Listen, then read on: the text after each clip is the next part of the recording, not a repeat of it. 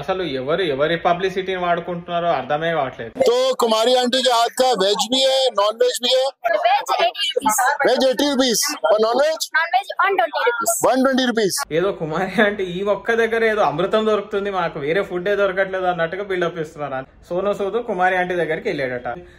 ఆ మొక్కతే ఉంది ఆ ఫుడ్ తినడానికి. నాకు అర్థమే కావట్లేదు. ఇప్పుడు చాలా మంది ఫుట్పాత్ మీద అమ్ముకుంటున్నారు. అదే ఏరియాలో, అదే ఐటీసీ కోహినూర్ దగ్గర, అదే దుర్గం చెరువు దగ్గర చాలా మంది అమ్ముకుంటున్నారు. కానీ కుమారి ఆంటీ ఒక్కదానికే అంత హైప్ ఇస్తున్నారు, ఎందుకో అర్థం కాదు. సరే పోనీ ఆమె ఏమైనా కష్టాల్లో ఉందంటే ఆమె చెప్పిన లెక్కలు బట్టి 5 నుంచి 10 లక్షలు సంపాదిస్తుందని అర్థమవుతుంది. పోనీ వరస్ట్ కేసు 1 లక్ష రూపాయల కన్నా తగ్గదు కదా. ఇప్పుడు అదే సోను సూద్ ఎవరైనా వేరే వాళ్ళ దగ్గర బిజినెస్ తక్కువ ఉన్న వాళ్ళ దగ్గరికి వెళ్ళి ఉంటే కొంచెం వాళ్ళకి ప్రమోషన్ అయ్యేది కదా, వాళ్ళకి ఇంకో 10 మంది వచ్చి తినేవాళ్ళు కదా. అక్కడ అదే టేస్ట్, అదే ఫుడ్ వేరే వాళ్ళ దగ్గర చాలా మంది దగ్గర కూడా దొరుకుతుంది.